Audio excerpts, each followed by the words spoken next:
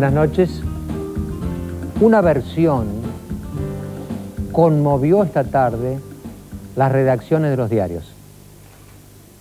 La revista 22 salió esta noche a la calle con una nota de tapa referida al nombramiento del profesor de tenis de Graciela Fernández Mejide como asesor del Ministerio de Desarrollo Social y Medio Ambiente, con un sueldo de 4.000 pesos mensuales. ¿Será así? Después del caso Tonieto, ¿un nuevo escándalo para Graciela Fernández Mejide? Vamos a verlo más adelante en el programa. Pero la primera polémica de esta noche tiene que ver con Elena Cruz. Saben que Elena Cruz hace unos días elogió a Videla y el tribunal ha dicho que Cavallo no la puede sacar de la lista de candidatos. El caso de Elena Cruz. El 27 de marzo, en el programa Memoria, la actriz y candidata a legisladora porteña por Encuentro por la Ciudad, Elena Cruz, ante la afirmación de un entrevistado de que Videla está preso, comentó, por desgracia, comenzando una polémica. Señora, eso de que la Constitución argentina dice que toda persona es inocente. ¿Videla está preso? Hasta tanto no ¿Videla está preso, señora? Desgraciadamente Sí, en la está casa. preso. Sí, en la casa. Desgraciadamente Sí, en la está casa. preso. Sí. El 4 de abril, Domingo Cavallo le pidió a Cruz la renuncia. El 5 de abril, Cruz anunció que renunciaba al partido Acción por la República, pero no a su candidatura. El 6 de abril, el apoderado de Cavallo, doctor Alfredo Castañón, presentó un pedido de impugnación en el Tribunal Superior de Justicia de la Ciudad de Buenos Aires con el objeto de bajar a Cruz del puesto 22 de la lista de candidatos a legisladores porteños. El 12 de abril, el Superior Tribunal de Justicia porteño dictaminó por unanimidad que Elena Cruz es candidata de Acción por la República para los comicios porteños del 7 de mayo próximo. Elena, yo estaba leyendo acá un artículo del Código Penal que dice: será reprimido con prisión de 1 mes a 1 año el que hiciere públicamente y por cualquier medio la apología de un delito o de un condenado por delito. ¿Usted hizo apología de Videla? No, no hice apología de Videla. Dije desgraciadamente. Decir desgraciadamente no creo, Mariano, para nada que sea apología de nada, porque desgraciadamente realmente es una desgracia estar preso. Ahora, si el general Videla es culpable, son los jueces y no yo quienes que tienen que dictaminar en relación a su culpabilidad.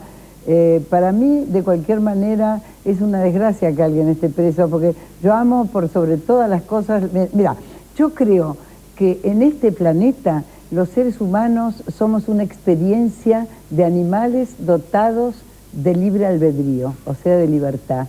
La libertad para los seres humanos es una responsabilidad, aparte de un derecho, es un deber. Y entonces estar privado de todo eso es muy grave. Y yo creo que dije, desgraciadamente, ya lo he explicado mucho, por todo lo que pasó, Mariano. Es muy triste todo lo que pasó en nuestro país querido.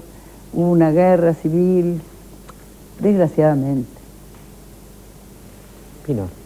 Sí,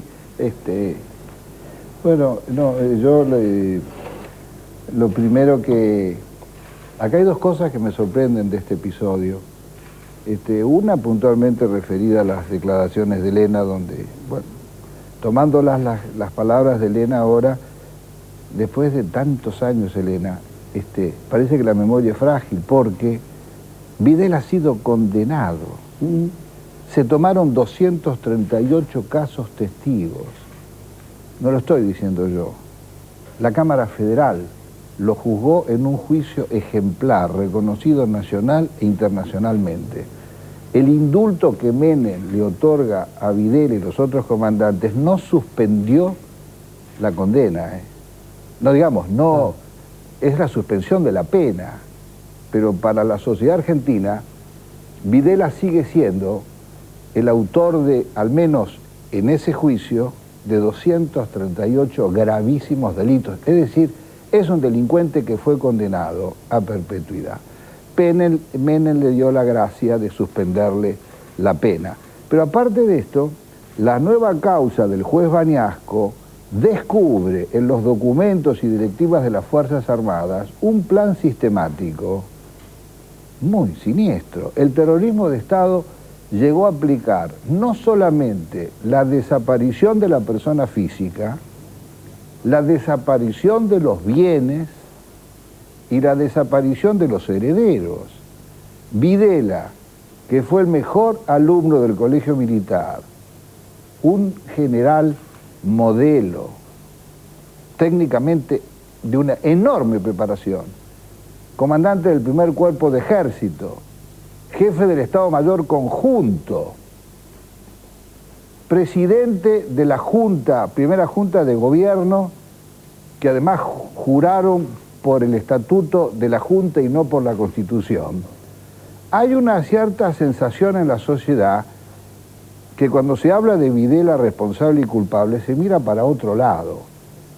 Un general, como cualquier jefe o comandante de su tropa, sea un cirujano de su equipo, conoce todo el instrumental con el que se opera. Conoce hasta el último detalle cada una de las operaciones. Videla, lejos de ser inocente o ignorante del plan de operaciones que él concibió y estudió con toda su oficialidad, y la llevaron a tal punto con eficacia que hubo decenas de miles de desaparecidos. Él, en la principal base del país, Campo de Mayo, construyó 3 campos de concentración y el más importante estaba en la boca de la pista de aterrizaje donde los detenidos subían a los aviones y desaparecían. En la maternidad y el hospital de Campo de Mayo se sustraían los bebés. Y el juez Bañasco demuestra que hubo órdenes para hacer desaparecer o para que no quedaran rastros ni en los descendientes, porque este es el fundamentalismo. Este es el fundamentalismo. Yo creo, Grondona, que nadie puede concebir ni ejecutar un plan así, donde los oficiales además apretaban el gatillo y pasaban el arma a los que seguían, si no tiene un fuerte sostén ideológico, espiritual o religioso. Y ahí el rol de los Plaza, los Tórtolos, los Bonamín, que espiaron, les sacaron la culpa a estos oficiales que comulgaban todas las semanas. Poco cristianos y malos católicos. Elena. Habló sin tan bien asombro. y es tan lindo que me ha dejado atónita. Oíme, Pino, vos debés saber muchísimo de este tema, muchísimo más que yo, desde luego. Yo realmente del tema sé bien poco. Lo que yo viví, porque los dos... ¿Vos cuántos años tenés? Y 64 ya. Ah, es muy joven este hombre. Yo tengo 73 pirulos. Lo que yo viví no se parece mucho a lo que vos me estás narrando, porque yo viví mucho miedo junto con mis compañeros. Yo tuve el honor, la suerte de poder salvar 3 vidas escondiéndolos en mi chacra en la provincia de Córdoba. No pregunté qué pensaban. Una amiga me dijo, tengo miedo por mi hijo, y yo, mandámelo al campo, rápido, con su compañera. Los pobrecitos corrían todos los días para estar entrenados. O sea, yo sé el miedo que ha habido en mi país, pero también en la esquina de la casa de mi mamá, en un jardín de infantes, explotó una bomba, y esa no la pusieron los militares. ¡Ojo! Acá hubo una guerra civil terrible, sucia, lo que se llama la guerrilla urbana sucia. Claro. Yo con esto no te quiero defender a nadie. Para mí lo peor, Pino, lo peor para los seres humanos, que estamos dotados de libertad, de libre albedrío, de creatividad, de canto, de baile, lo peor es la guerra. Nunca hay que pelear por ideas. Con las ideas hay que conversar, no matar. Y aquí mataron todo, fue terrible. Estos chicos de familias buenas, educadas. Yo soy un hombre de diálogo y soy un hombre de paz. Vamos a ir a un corte y seguimos. Sí, cómo no, por favor.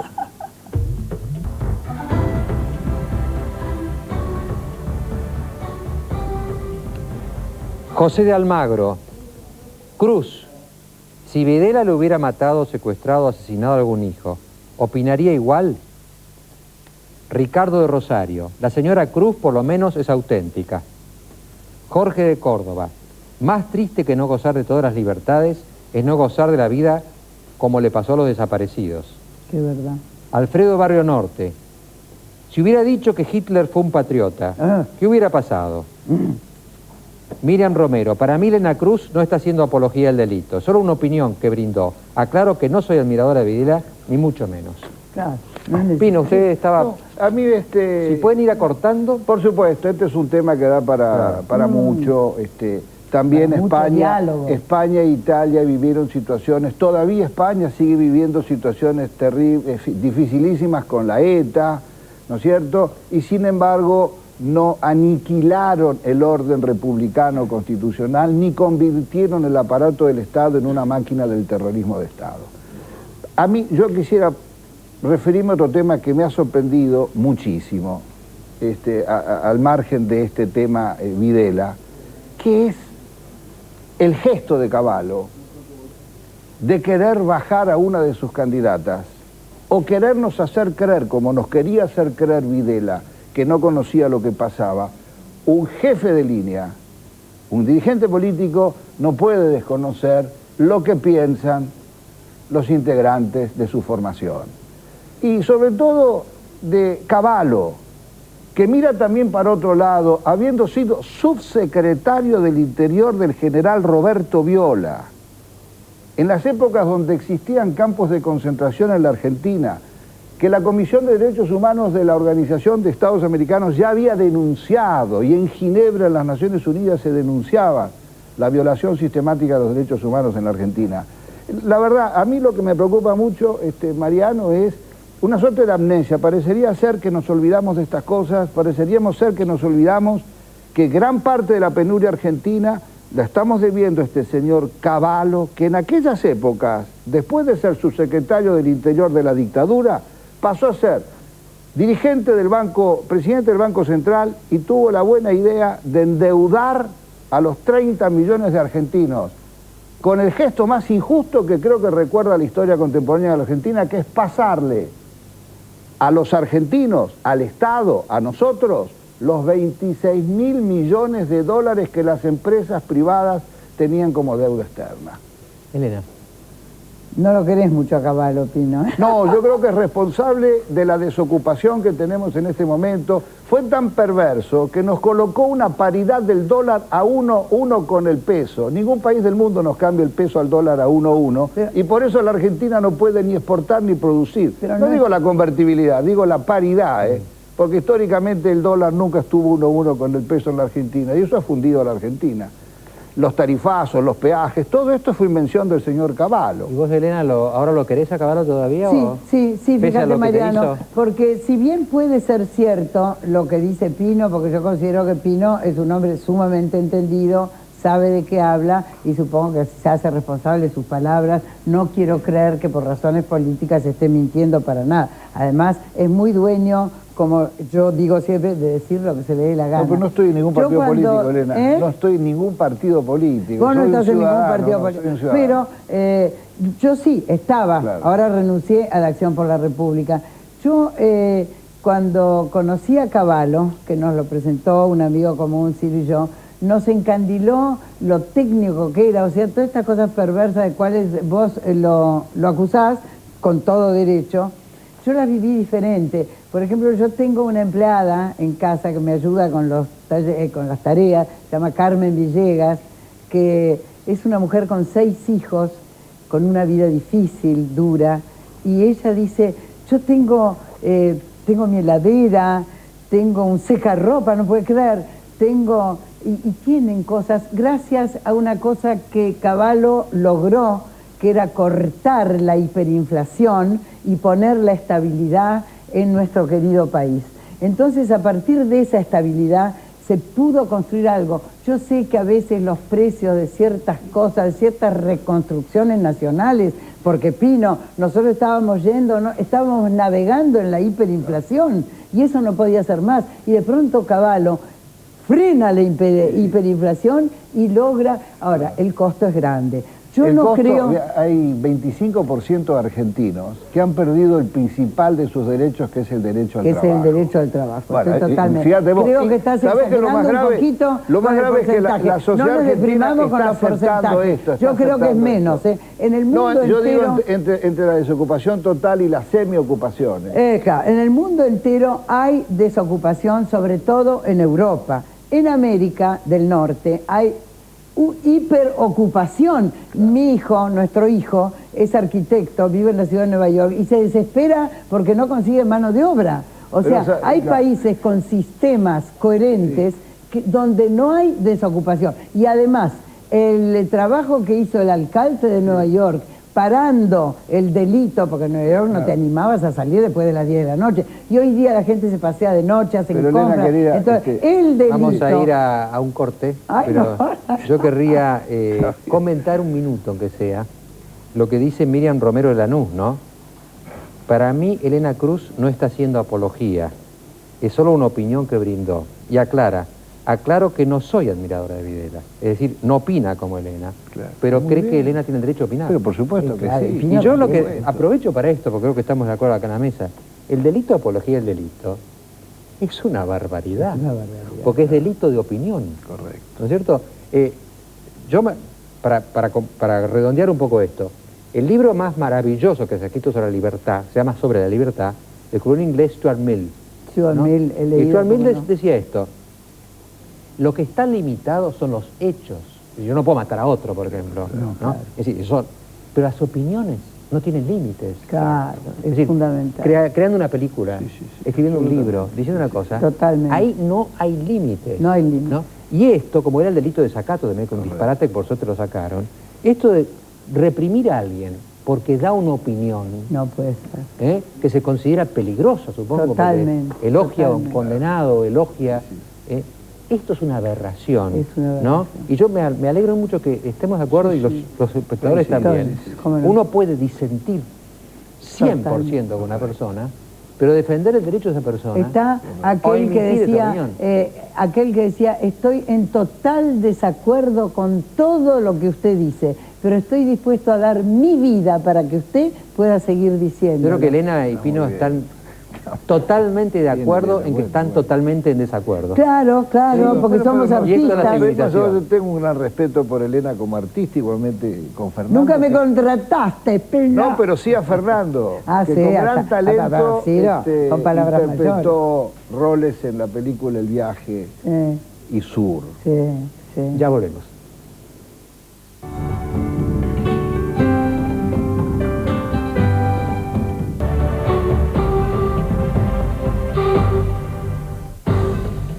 Los tiempos de hora clave son marcados por relojes Leroy, tradición en relojería suiza desde 1788. Adquiéralos en Lorly Joyas, Galería San José de Flores, local 19.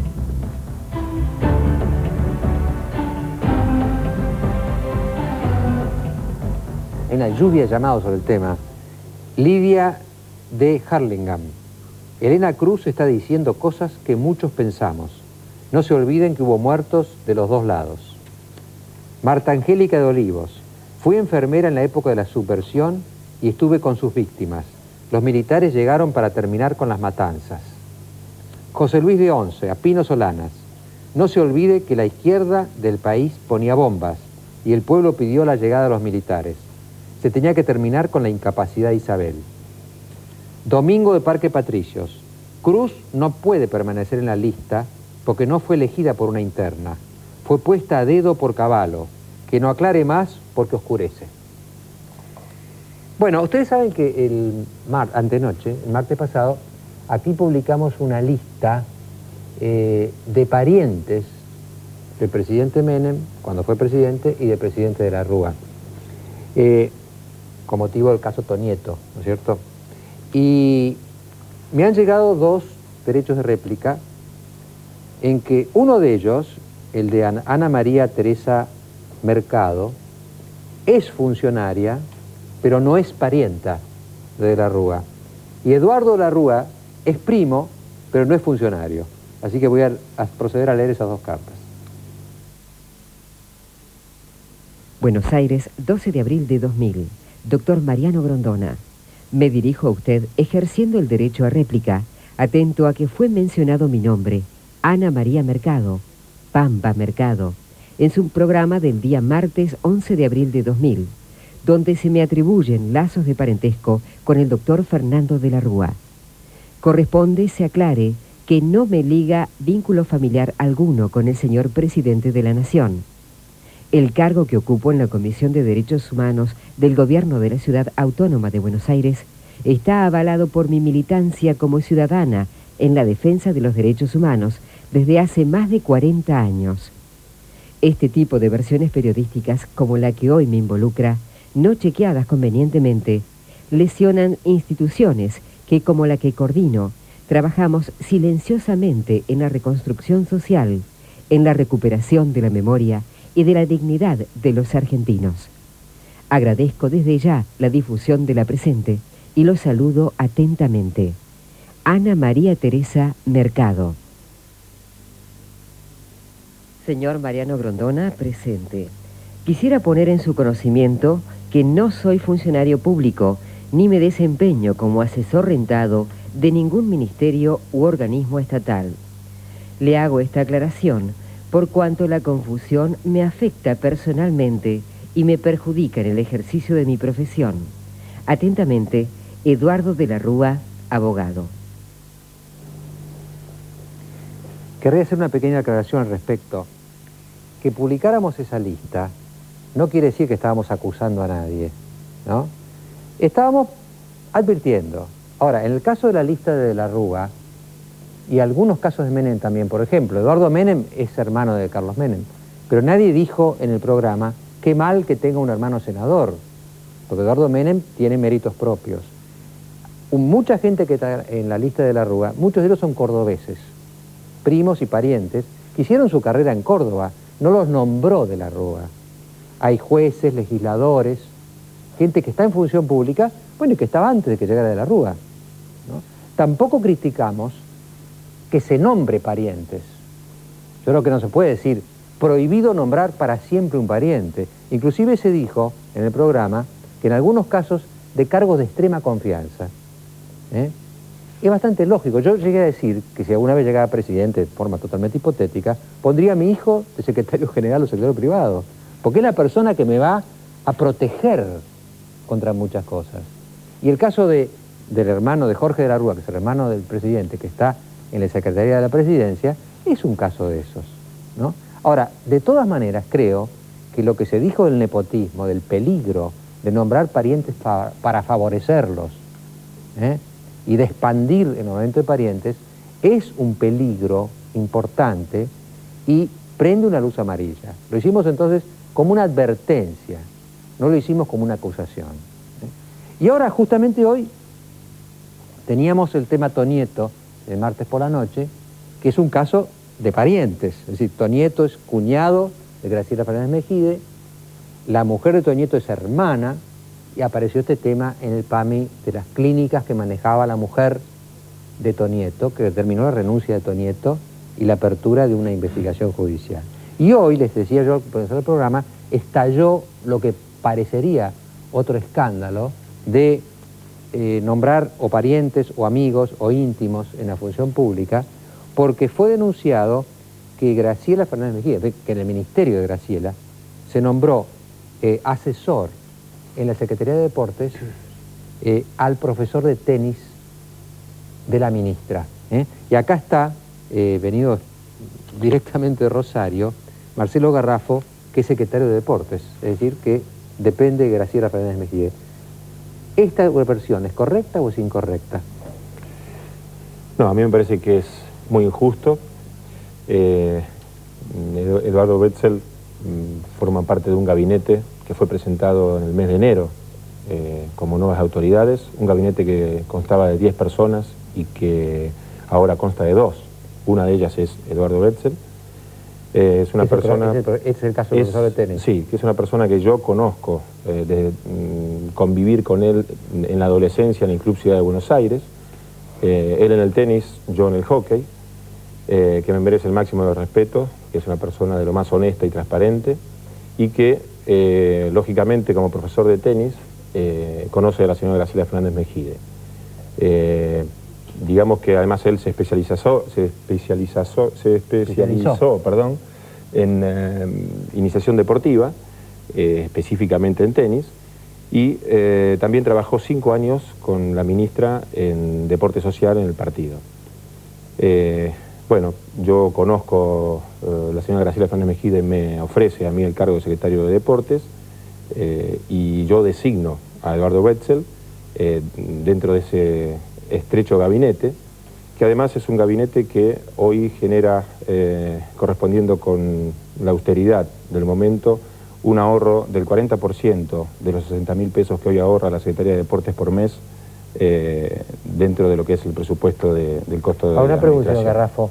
¿El nombramiento de Wetzel provino de usted o provino de la señora Fernández Mejide? No, a Eduardo Wetzel lo nombré yo, nadie me impuso a nadie, se produce una asociación natural, insisto, yo lo conocía antes a Edi, y lógicamente la convivencia con la señora Graciela es lo que genera la asociación natural, y como usted bien decía, uno necesita en el gabinete personas de máxima confianza, y para mí Edi lo era, y además coincidía con una convivencia en el deporte social. ¿Por qué dice lo era? ¿Tendrá que renunciar ahora? No, para nada, en absoluto, no hay ninguna razón, según mi opinión y mi responsabilidad, como para que él renuncie.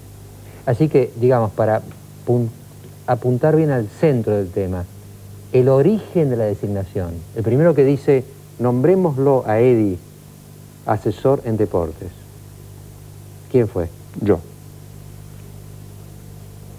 Además me parece importante decir que Eduardo Wetzel ganaba más dinero en su función privada que en su función pública. Hoy gana 3.400 pesos netos y además responde a la escala que impone el Ministerio y que nosotros nos hemos atenido bien estrictamente. Ya volvemos.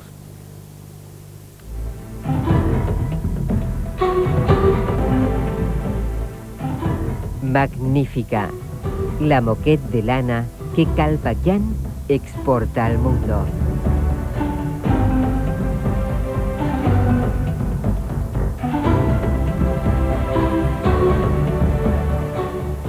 El tercer tema de esta noche es un caso humano de enorme trascendencia. El caso de María Ofelia Lombardo, que mató hace 2 años a su marido, que estaba con cáncer terminal y en medio de enormes dolores. Fue condenada a 12 años y a los 2 años de estar presa ha salido en libertad. Estuve con ella esta tarde en Merlo y vamos a ver ahora primero una muy breve síntesis del caso Lombardo y después vamos a ver la entrevista con María Lombardo. Una historia de amor y muerte. El 14 de febrero de 1998, día de San Valentín, patrono de los enamorados, María Lombardo regresó a su casa en Necochea, luego de acompañar a la consulta médica a su esposo, Ricardo Domínguez, con quien estaba casada hacía 43 años. El diagnóstico médico revelaba el grave estado de salud de su marido. Domínguez padecía cáncer en los pulmones y la metástasis se había extendido. Ella fue a la cocina. Mientras buscaba un sartén en una vieja heladera en desuso, encontró un revólver calibre 22 que estaba cargado. Volvió junto a su esposo y le dio una pastilla para dormir. Una vez que su esposo estuvo dormido, tomó el revólver y le disparó 3 tiros en la cabeza. Acto seguido, comentó, a mi marido lo maté por amor. Estuvo presa luego durante 25 meses y el sábado último quedó en libertad mediante una excarcelación extraordinaria que le fue otorgada por la Cámara de Garantías. Su excarcelación definitiva dependerá de la decisión del Tribunal de Casación bonaerense. Le pido que mire con atención estos 8 minutos de grabación que son el diálogo con María Lombardo. María Ofelia, ¿por qué mató a su marido? Esa es la pregunta del millón, doctor Rondona. No lo sé. A través del estudio psicológico que me han hecho, vamos a usar lo que dicen los expertos.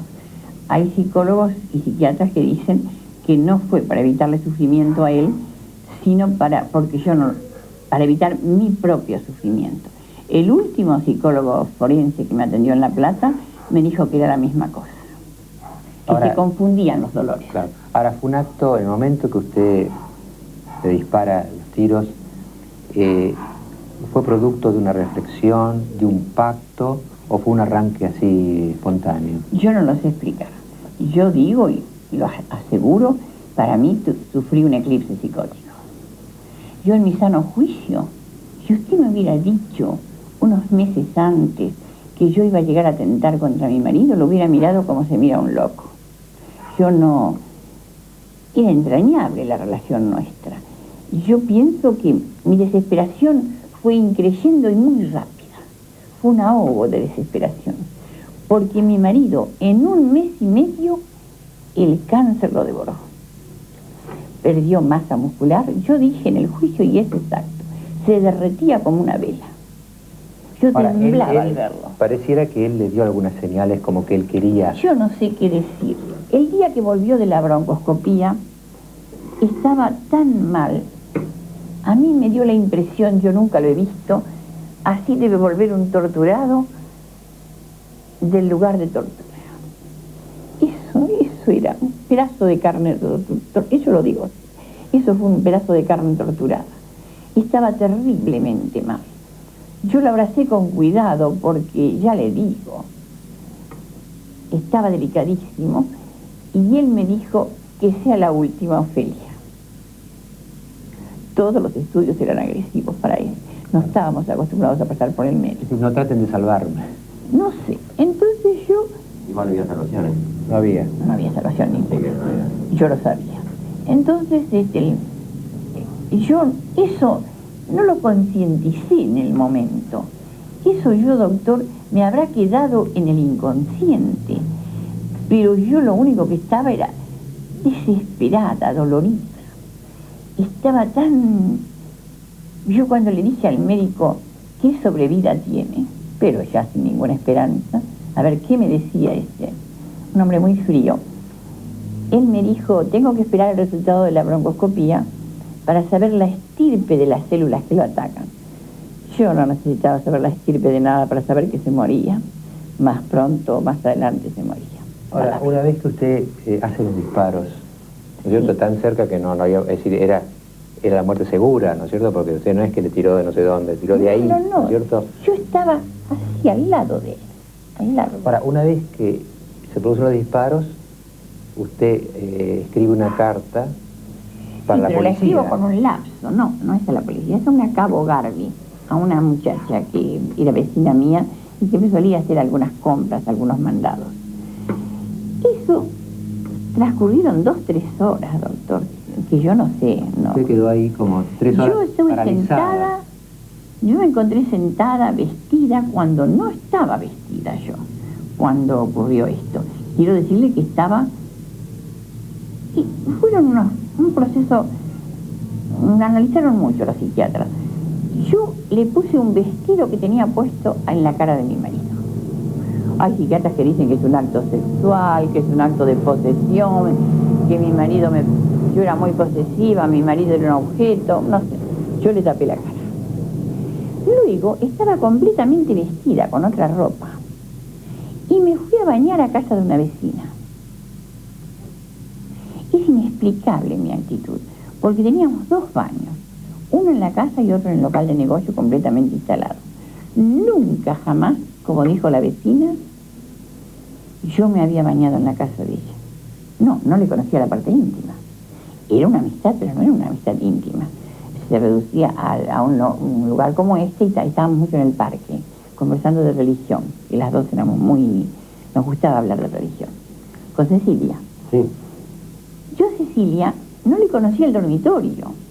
No sé qué hacía allí con un jabón y una toalla bañándome en casa ajena. Luego que me bañé, le dije lo que había hecho. Ella se quebró. Es una mujer casi de mi edad. Y ahí escribió una carta yo. Pero ya habría pasado 2 o 3 horas del hecho. Y sí, la carta es, aparentemente estoy lúcida. En lo que digo, coherente y todo. pero yo no le aseguro. A mí eso le... Por ejemplo, cuando yo me encontré en la celda con 5 o 6 muchachas, estaba totalmente desconcertada. ¿Y usted con la carta fue a la policía usted directamente? No, yo... ¿Una vecina al lado? Es una vecina. Una vecina. Una vecina. Yo la llamé. ¿Y cuándo interviene la policía entonces? Ella llamó. Ah, ella llamó a la policía. Ella recogió el arma y llamó. Claro. Y vino una comisión policial a buscarme. ¿Y que tuvo como el apoyo de su vecina? No, se portó malísimamente mal conmigo. Muy mal. Ella lo hizo por las suyas. No, ella quiso un protagonismo. Mi hijo me lo explicó bien. Yo decía, ¿por qué se portó así Sandra conmigo? Me dijo, porque se sintió policía y porque quiso ser protagonista. Fue la testigo más importante en mi contra. ¿Cómo cree que su marido hubiera juzgado, o quizás si usted cree en la inmortalidad del alma, está juzgando lo que usted hizo? No, él me aprueba. La aprobación de él y el perdón de Dios lo tengo seguro. Me falta el perdón de la sociedad porque he roto reglas que no debía romper. Usted que ha vivido un episodio absolutamente excepcional en la vida de una persona, es decir, el 99,99 nunca le pasa algo así. ¿Qué le diría usted a personas que se encuentren en situaciones similares? Ay, que no hagan lo mismo. Que no hagan lo mismo. No, por favor. Oye, me faltó valor. Indudablemente no manejé bien la situación, me desequilibré. Cuando yo era muy joven, sucedió la guerra, usted no sé si lo recuerda, la guerra del 39, 40, y yo supe de casos de antropofagia, y me impresionó mucho eso, era muy joven. Y conversé con mi padre, que fue mi mentor durante toda mi juventud. Le dije, papá, ¿cómo puede ser que se llegue a eso? Y él me dijo, lo que hay que rogar a Ofelia, a Dios, es que no nos ponga en situación límite, porque no sabemos cómo vamos a reaccionar. Yo fallé en una situación límite, pero mucha gente lúcida y equilibrada, quizá más que yo, traspuso esa raya invisible que hay entre la lucidez y el desequilibrio. Claro, es decir, que usted, si hubiera estado equilibrada y en actitud racional, jamás, no lo habría hecho. No se puede, ¿no? Claro, porque en verdad los que defienden la eutanasia dicen, bueno, pero si el enfermo lo pide. No. Solo Dios tiene derecho a dar y quitar la vida. Yo soy religiosa. Y ahí me pasó algo raro. No, eso no. Ahora que, no sé, indudablemente hay que juntar los pedazos, ¿no? Los pedazos de valor de... No hay que juntar. María Ofelia, muchas gracias. No, gracias a usted. Muchas gracias. El hijo estaba ahí, Juan Ramón, toda la familia la apoya, es decir, todos los hijos, son 4 hijos, de esa madre y de ese padre, la apoyan. Después del corte vamos a debatir este tema.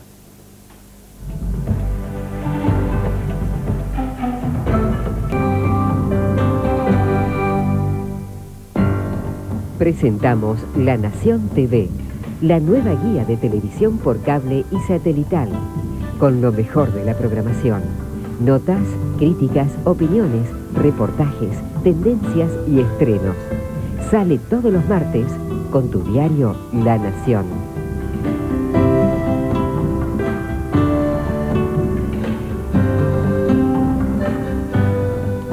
Es notable como en casos así, una cantidad de gente llama que ha pasado por situaciones similares, ¿no? Le despierta una memoria.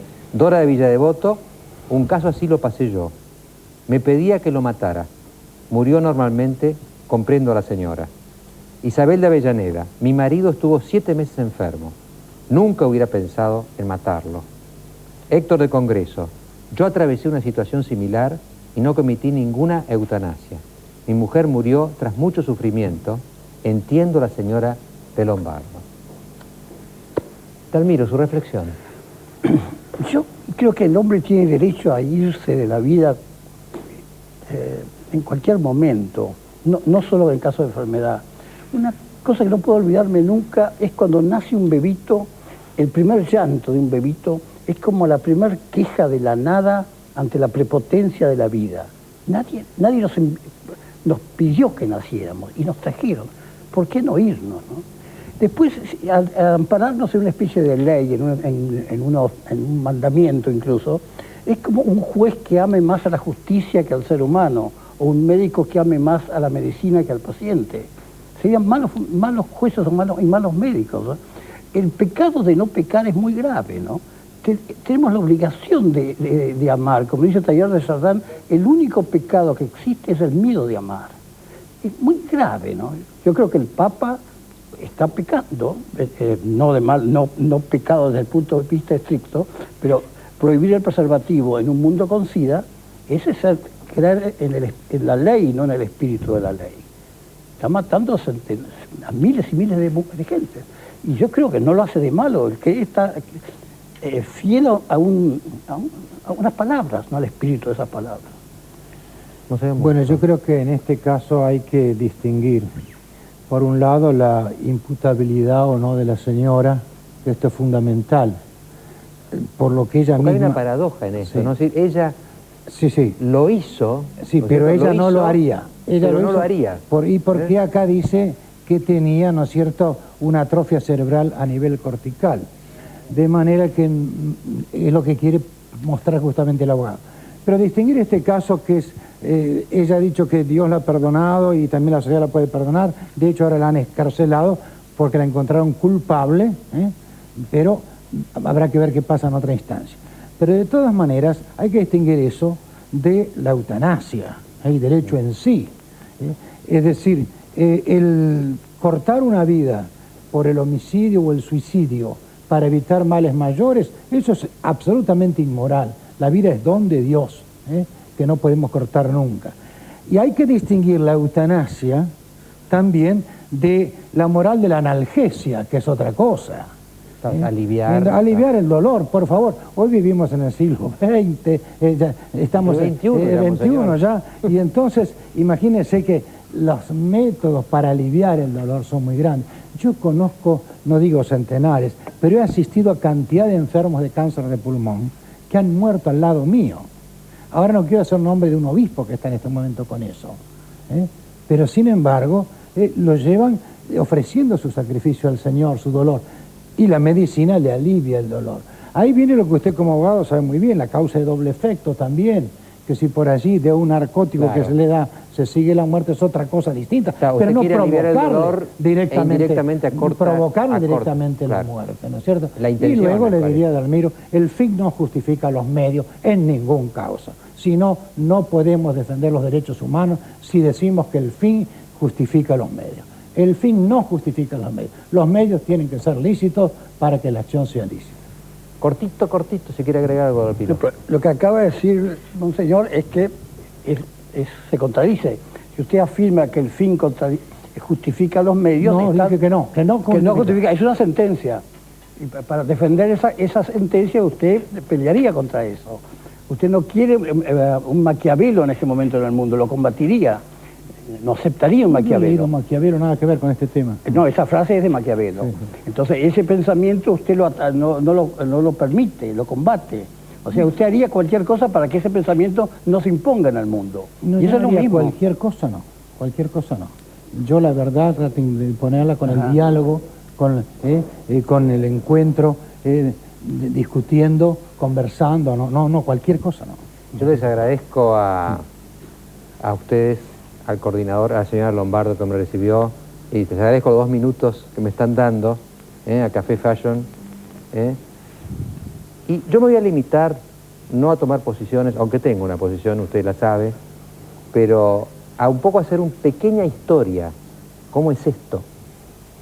Los antiguos, los estoicos, los romanos, los griegos, creían que el ser humano era dueño de su vida y que cuando la vida, por alguna razón, dejaba de ser algo valioso, tenía la facultad, en forma racional y fría y deliberada, no en depresión, en locura, de quitársela. Así que era un poco lo que dice, ¿no?, Dalmiro. Esa tesis volvió hoy en día y hay movimientos como... Porque hay una cultura de la muerte. Claro. Por ejemplo, la asociación Exit de Arthur Koestler, el escritor, sostiene eso, que Arthur Koestler se mató, Ingram Bergman acaba de decir lo mismo. Ahora, después viene el cristianismo. Y cuando viene el cristianismo, viene lo que dice Monseñor Musto. La vida no te pertenece. La vida te la dio Dios. y solamente te la puede quitar Dios. Entonces, en el fondo, acá me parece que estamos con un tema tremendamente religioso, en definitiva, ¿no es cierto? ¿A quién pertenece la vida? Es el tema final, ¿no?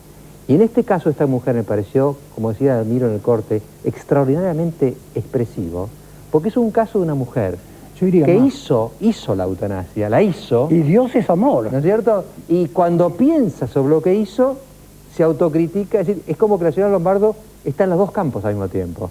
Su comportamiento fue eutanásico, ¿no es cierto? Y su razonamiento, una vez que sale de ese momento terrible, es un razonamiento anti-eutanásico. Por eso es un ejemplo maravilloso. Tenemos 5 segundos. 5 segundos. Quien aprueba la muerte injusta de un inocente en un solo caso, se queda sin fundamento para defender los demás casos. Esto es fundamental. Y usted es abogado. Hay un derecho a la vida, le corresponde un deber de conservarla y de cuidarla, además de ser don de Dios.